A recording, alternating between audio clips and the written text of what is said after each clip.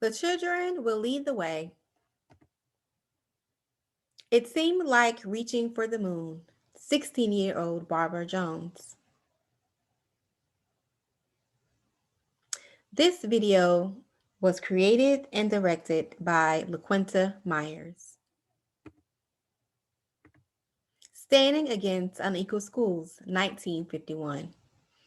Barbara Jones, a 16-year-old junior from Prince Edward County, Virginia, led a walkout of her all-black high school to protest the school's horrible conditions and demand improved facilities. Ceilings were so cracked that Barbara and her classmates had to use umbrellas indoors when it rained. The toilets barely worked. There were no gyms, and there were no lockers. She received death threats from the KKK, and for her safety, her parents sent her to live with relatives in Alabama. Eventually, the students, with lawyers from the NAACP, National Association for the Advancement of Colored People, filed a lawsuit demanding integration of public schools. The case went all the way to the Supreme Court, where it was added to similar lawsuits. The combined case became known as the Brown versus Board of Education. Barbara organized a group of her juniors and seniors to execute her plan. They lured their principal out of school by making up a story about some students getting into trouble with the police downtown. Many people have overlooked Barbara's stories, courageous actions, but her actions serve as a reminder that the youth have a powerful, powerful voice and they can make a difference. The Children's Crusade, 1963. If we are to reach real peace in this world, and if we are to carry on a real war against war, we shall have to begin with the children. Gandhi, Peacemaker.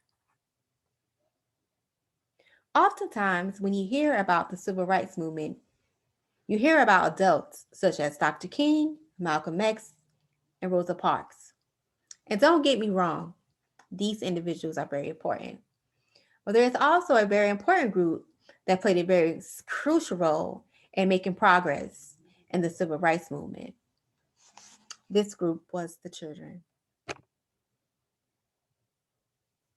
On May 1963, 4,000 African American children organized to desert their classrooms at exactly 11 o'clock a.m. This event will be known as D-Day. The children marched and the children sung freedom songs all day. Why don't you take a listen?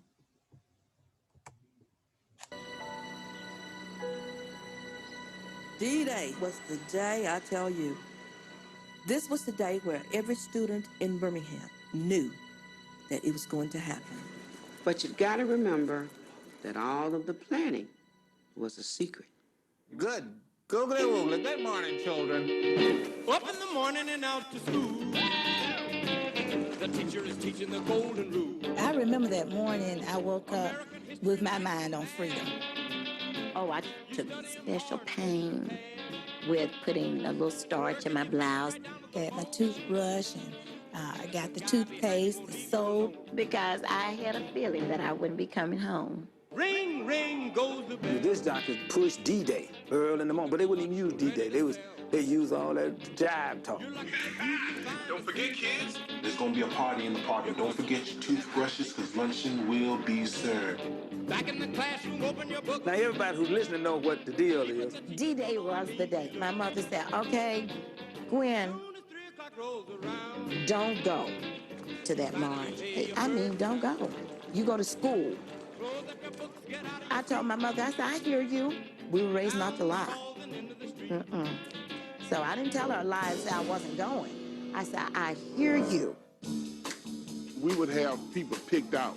Your job is to turn this fire alarm, turn that fire alarm, get the football team, basketball team, get the cheerleaders, get the band.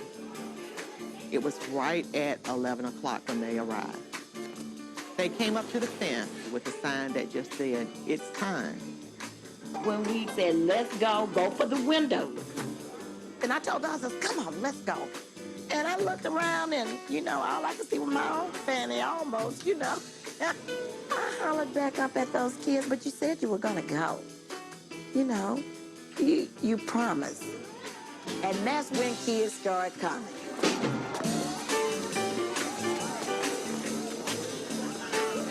They were coming out of windows, coming out of doors. It's so beautiful. You wouldn't believe it. Mrs. Story turned her back as we got up. And we took it from there. I wanted to walk out with them, but it was my job.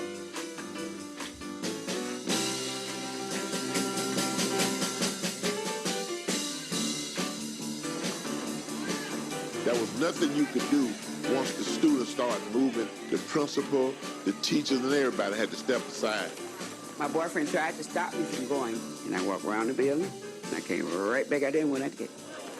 You have about 2 children left in the class, maybe. Everybody's gone.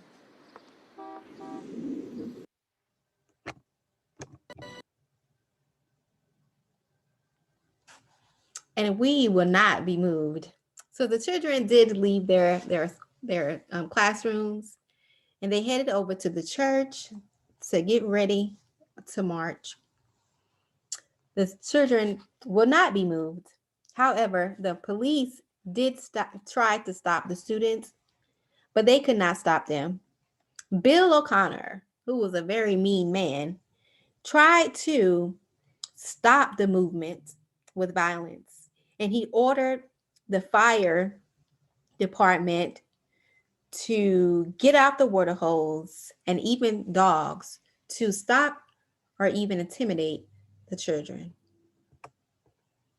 Watch, but no one could have imagined what they were about to see. When we got to the park, police was lined up. They were marching. Got ready. Oh, good Lord, I scared to death. And then the officers gave the order to open up.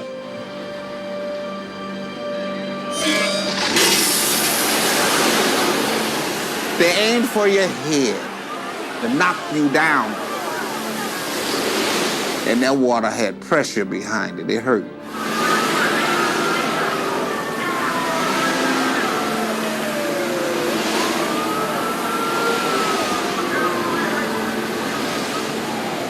During the meeting the day before, they had told us the policeman might hit you, the policeman might have dogs, they might spit on you, they might kick you.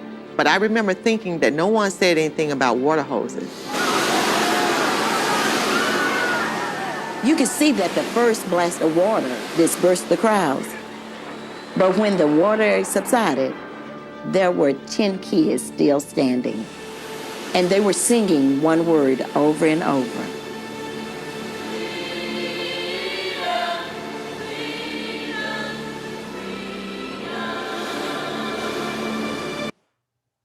Yes, freedom, freedom, freedom. Watch. 1968, East LA school walkout, aka the Chicana blowouts. In 1968, thousands of Mexican-American high school students in East Los Angeles walked out of class protesting their rundown campuses, the high school dropout rates, the lack of college preparation courses, and poorly trained teachers who often participated in discriminatory acts. The walkouts will be known as the Chicana blowouts.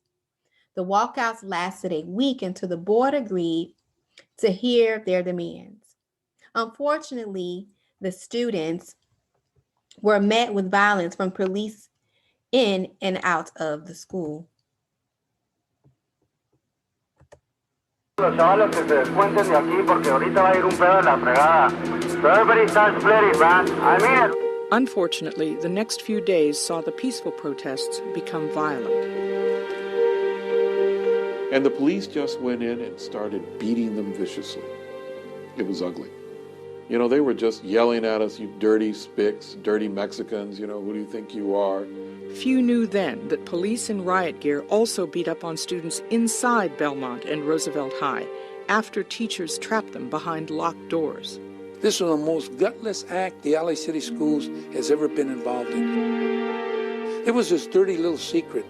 The newspapers and TV stations showed up, but Castro said the footage, as well as written accounts of the beatings, never saw the light of day in print or on the air. And they were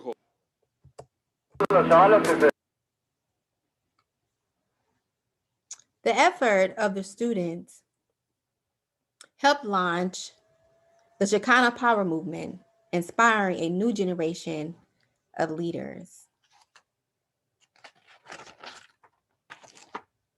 The Chicano movement emerged during the Civil Rights era, and their three goals was restoration of land, rights for farm workers, and education reform.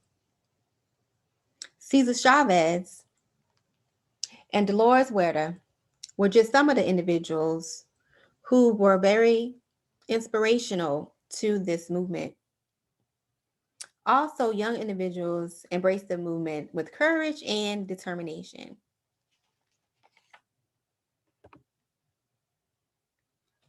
The lasting impact. Young people have a greater sense of the possibilities of change. Young people like Barbara Jones, the children, I should say, who march, and the students of the Chicano Blowout were leaders of their own time, and their legacy has motivated students today to protest against injustices that continue to cripple our society. Youth-led movements that are empowering and inspiring. Students are taking to the streets and the airwaves, and you can hear the echoes. You can hear the echoes from the past quietly whispering, let the children, no, let the children lead the way.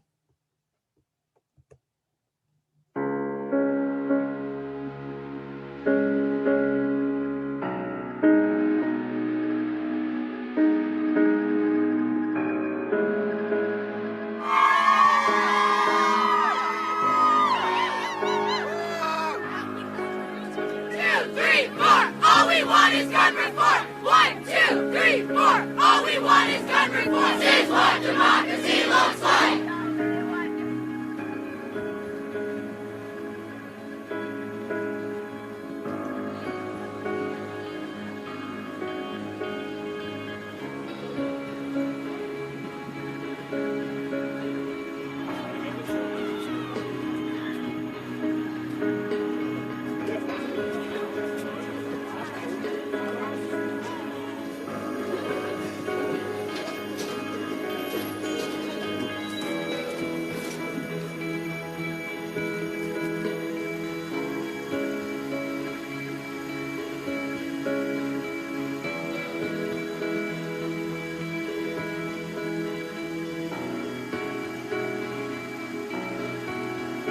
It is our time as the next generation to recognize the power that we have and join our voices together to call for real and visible change.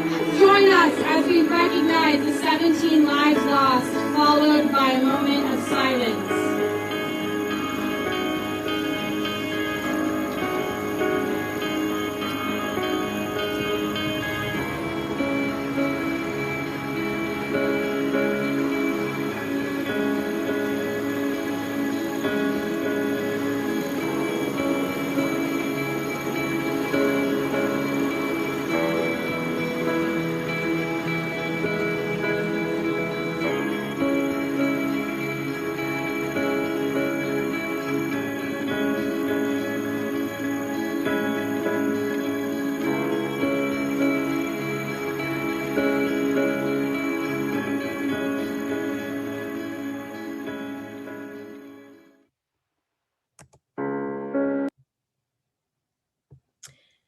Thank you for watching my presentation. I really hope you enjoyed it. I really wanted to take the time to focus on the youth Because I think oftentimes youth are not given that platform that they deserve. They are not giving that voice, right? Given the opportunity to use their voice when their voice is actually the loudest. You know, I can just think about when I was a young individual and I kind of thought about, or I thought that, uh, the adults are not going to pay me any attention because they really don't think I know what I'm talking about. But today, we must realize and we must give the young people an opportunity for their voice to be heard because they do know what they're talking about. They're ambitious. They have so many different ideas. And they are the future. And they are exactly what we need in our society right now to promote change and to help us to get towards a better future for all of us. Again, thank you for my presentation. Thank you.